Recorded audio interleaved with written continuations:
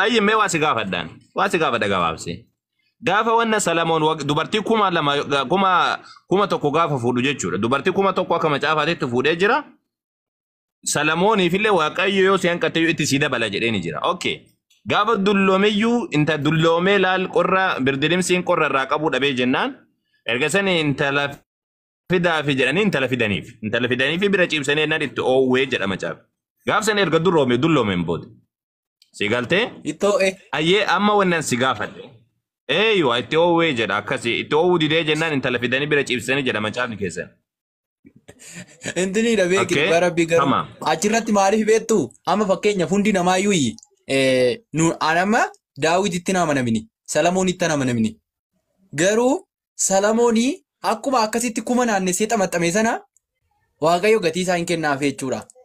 waaqayyo saba saniif jechan komane takka saniif jechan komane macaafarraa fiduu hin dandeessu. Mataa kan kee keessa haasa'u jira. Macaafarraa haasa'u jettee jirta macaafa keessa salamooniin sababa inni dubartii baay'ee fuudheef yookaan sababa inni mee akka yaaddu sammuu kan keetti yaadduun salab daawit bar gaafa dulloomee jedhee intala fidaaf jedhanii intala wayii bira ciibsan jedha bar. Gaafa dulloomee itti oowwu didee birdidimsi itti oowwu didee. Siriyyuu dhiisaa wale baay'uma dulloomu keessa darbanii ma bira ciibsan amma namni bira ciibsutti ofiisaati iyyuu dadhabeen nama bira ciibsutti kaanii. Macaafa tokko jedha maal anatu jedhee miti bar macaafa tokko jedha. Boqonnaa meeqarraa? Mootota tokkoffaa boqonnaa tokko maatu mootota tokkoffaa boqonnaa tokko. Mootota isa duraa boqonnaa tokko.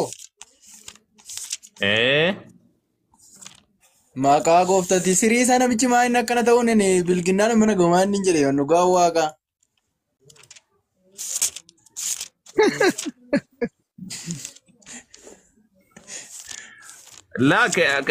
akka keenyatti akka muslimaatitti nuti nabiyyiin rabbiidha akkana godha jennee namannu laakiin kiristaanotatu yahudotatu sobeetiin nabiyyii guddaa kana rakki jibe jennaani haa ta'u garuu ammoo mee dubbisati. Itti oowwu didee jennaan fidanii bira ciibsan jedha. Eegama dulloomee jedha. Nama dulloometti illee numa qorra dhugaa.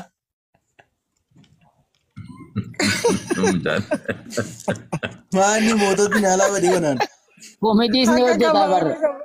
Waa lama raga rakkate filfeen koomedii ni hojjetaa amantiittis ni rakkata beektu kanaan rabbisaadha barra. Haara amantii abbaa caali mootota na baastanii na dubbistanii ijoollee dhugaa rabbi ani akka kana hin godhee daawwi dulloomee matti qorree kana qixxeen. Atuu dulloomtee iddoo kaarraa dhaggeeffadhu siin dubbisa.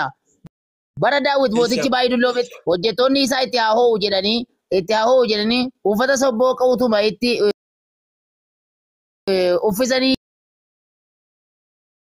iyyuu isatti ho'uu ni dide jedha.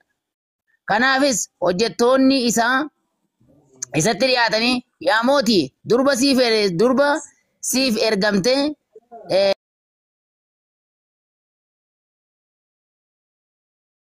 sirriitti dhaggeeffadhu. Ni jirtamini? Kana booddee isaan guutummaa biyya Israa'el keessa durba dhaggeeffadhu. Abichi as cirsin. Kana booddee isaan guutummaa biyya Israa'el keessa durba bareedduu barbaadanii intala Abishaag jedhamtu tokko mandara Shuneemii argatanii gara mootichaatti ni fidan. Intalattiin baay'ee miidhagduu dhimmites kan isa gargaartu turte. Mootichi garuu ishee bira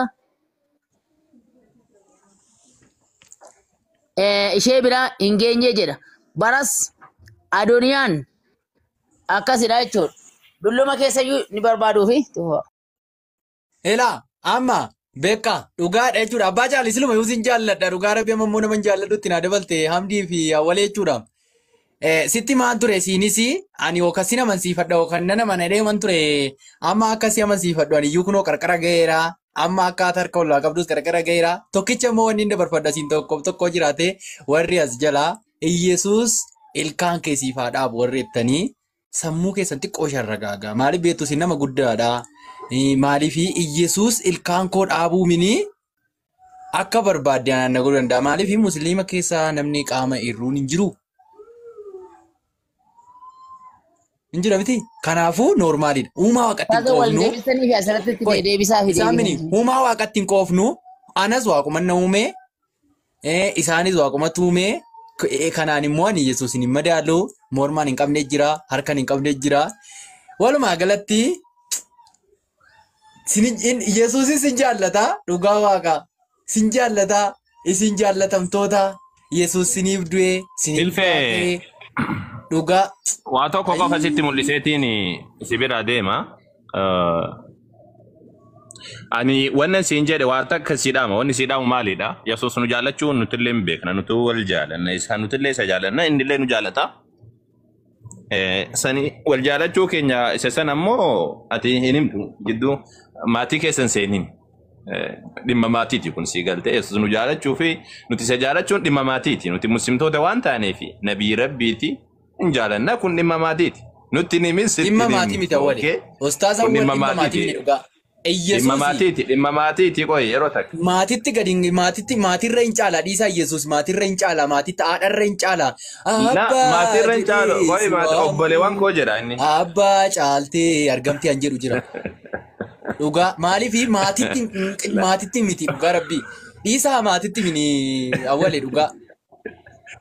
Maal taate filfee akki jedhu bar Yesuus keessatti namni dubbii waaqayyo dhagee dubbii waaqayyotti hojjetu obboleessa kooti obboleettii kooti haadha kooti jedha maatiidha kun nuti isaan wajjin maatiidha dubbii rabbiirraa warra dhagee dubbii rabbiirra dhagee warra itti hojjetu maatii isaati nuti obboleewwan isaati kanaafuu dhimma maatii keessan seenii wanni siin jedhe isa kana kaaniin ammoo ka eenyu kana kani ati jetti sani wal qabateeti dura wanni irra dhaabbachuu qabu fakkeenyaaf amma seera tokko yookaan ammoo barsiisa tokko wayiidha barsiisa amantaa biraa keessa jiru wayiidha mormuudhaaf amantiin kiristaanaadhaa waan wayiidha gad dhaabuu barbaachisa. Rakkoon kiristaana bira pheenxee bira jiru keessattuu maalidha?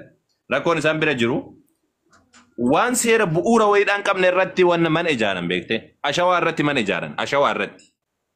Fakkeenyaaf duratti waggoon si gaafa dhume barsiifni macaafa qulqulluu ke macaafa kiristaanaa keessa jiru kanii dubartii waggaa meeqa heerumuu qabdi jedha dhiirri waggaa meeqatti fuudhuu qaba jedha akkamitti wal fuudhaa jedha isin jennaani wamaan jiru naan jedhe tolle maalirratti mana ijaartare bu'uurri ati irratti ijaartu maalidha hin jiru jira qoy hatta mee waa si gaafadha gabaabsisi waggaa 18 dhugaa rabbi waggaa 16 gaditti maaltu fuudha waggaa 16 gaditti warra safuu cabsuu dadanii wal butan tokko laaltee ija akkas naan jettaa dhugaa rabbi isaan tasa wal butu malee jechuudha an amma dhugaa nan cite laa kuni akkasin jedhin akka sammuu gabaabaadha akkana naaseen sun sammuu gabaabaadha maaliif siin jedhi si fakkaate waggaa fakkeenya waggaa 16 waggaa 25 tti heerumuu jirti intali waggaa 25 tti amma waggaa 100 dura akaakayyuun kan keen fuudha waggaa 25 tti mataa kan keetiin haasa'u jirta amma si galtee mataan hin haasawiin bu'uura wayiidhaa qabaadhu waan siin jedhi isa kana mataadhaan hin haasawiin mataadhaan haasa'uun gandummaa si galcha maaliif jenna ganda qofarraa haasa'u jirtaati faranjii irraa haasa'uun jirtu yoo macaafni bu'uura wayii qabaate oromoo qofaa fi miti macaafni ka dhufu yookaan ammoo ijoollee keessaaf nu biratti ammoo umriidhaan miti intalli nu biratti umriidhaan miti intalli dhiirallee haa taatu intalallee haa taatu umriidhaan miti wal jaalachuudhaan jaalalli jidduu isaanii jiraachuudhaan dabalataan amma sammuu gahumsaan intalillee gahu dhiirillee gahuudhaan hagana umriidhaan murteessu maaliif jennaan umriin bakka wal dhaba eenyu kana intalli bakka wal dhabdi akkasuma zamanaa wal dhabdi intalli ammaatii fi intalli duriidhaa tokkodhaa miti si galtee intalli waggaa 20 tan duriidhaa taarraa tan osoo dhufte shan walirraa haxoofti laal takka harka tokkichaan dhooftee nan shan walirra haxoofti amma lallaaftuu amma jirtu tan osoo akkaan qabde jechuudha intalli duriitii fi intalli ammaadha tokkodhaa miti si galaa miti isaa dhiirru injifachuun itti ulfaata ture siin dura intala ammaatii fi intala duriidhaa wal bira fiddeetiin akkana sammuu kana keessaa baha ijoo sammuu kana keessaa baha akkaataa sitti intalli tan bu'uura wayii qabaadhaa dur bu'uura san irratti ijjadhaati deema macaafni keessan mayya akkami wal fuudhaa jedhaa mee waa si gaafadhaa filfee. Sirreettan dhugaa isa kana afaan dammaasiin qabee tochuudha ustaazii tokkotu dubartii shamarran 40 irratti moo meeqa irratti wanti gooneedhe hin namneedhe dhugaa nama 12 bichaa jira la wama argite naasa'ini na wajjin haasa'u jirta wama argite naasa'in yeroo takka dhiifama wajjin inta badha jettee wama argite naasa'in xiqqoo sii sirna godhachaatiin deema okay wannan siin jedhe ustaazii tokko akkana jedhee balu akkana jedhee ewa wannan siin jechuu jiru raajee balu akkana jedhee balu akkana jedhee siin jechuutti hin jiraani nagara si wajjin haasa'utti jira wama argite naasa'in okay muutiirra jirta waa si gaafadhame gabaabseetuma Aywa, wannan si gaafadhu fakkeenyaaf amma dhiirri tokkoo fi intalli takka wal jaalatti haa jennu wal jaalatan wal fuuna jedhan akka macaafaatitti mee akkami wal fuudhan gaafii gabaabdu tun muutii irraa kaafadhu. Anama akka macaafatti iddoo akkas jedhu si baasuu hin danda'u dhugaa rabbii amma fakkeenyaaf hojiiwwan illee si baasisa kana siif haa baasu an bakka walumaa maal ergaa osoo hin dandeenye maal godhuu keessa teessaati amantii akkanaa namichi balleesseedhanii dhugaa rabbii maal godhuu namichi balleesseedhan dhugaa namichi balleesseedhan isa kana qabadheeran keessaan qabadhe dhugaa atis immoo isuma kanan harkaa balleessuudhaattee gaaffii irratti naaf iddee kanuma na harkaa balleessuudhaaf kaayyoon kee yaa ta'uu dhiis rakkoon qabu. Akkasiif immoo abbaa caalii sammuu kan keddoo akkanuma duwwama deemtaa isaa. Wanna siin jedhe bilbee waan si gaafate. Fidadhee galchadhu nanna manaa rakkoon qabu dhugaa. Kanumaaf kaayyoon keessan harkatti balleessuun keessan argeeraan. Argitanii dhugaa. Baga sii galte wannan siin jedhe yeroo takka na dhageeffadhu. Akkasiin jedhe baga si gadde isa kana yoo barbaadde amma kana waan xiqqoo si gaafadhaan Maryam gaafa Yesuus hin deessu umrii meeqa waggaa meeqa waggaa 6 miti macheem waggaa 5 miti abbaa caalii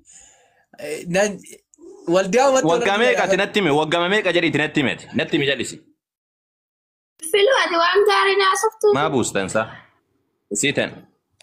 isiitan asilaafan ani immoo kana dhibu'ani intala waggaa 12 keessaa waaqni guddaan keessaa qaama si dhoosee bahee jedhaatti akkamitti yaada wanaadhaa namni fuudhuun akkamitti magaafii namatti nama dhiba sila kana dhibu amma mee gabaabsinee gaafanne jechuudha loojikiidhaan eega sammuudhaan deemna jedhan mee sammuudha itti deemnu macaafarra gaafachaatiin ture macaafarra homaan jiru hayyee loojikiidhaan yoo deeman jechuudha intalli waggaa 12 waaqni guddaan samiif dachee uume qaama si dhoosee keessaa gabbahee jedhaati akkamiin Nabi Muhammad alayhi salatu wassalam Aisha fuudhanii sanuu intala guddoo intala gasgeessu san intala isaanii wal qixa intala hojjaa isaanii wal qixa akkamiin fuudhan jedhee gaafate kamtu irra gaafiidha sila erga gaafiidha gaafii af loojikiidha akkana sammuun taate